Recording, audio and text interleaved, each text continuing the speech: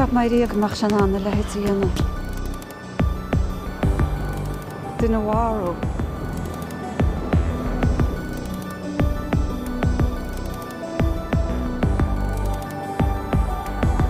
An saolsach crua gan duine mar sin a bhean ar measc.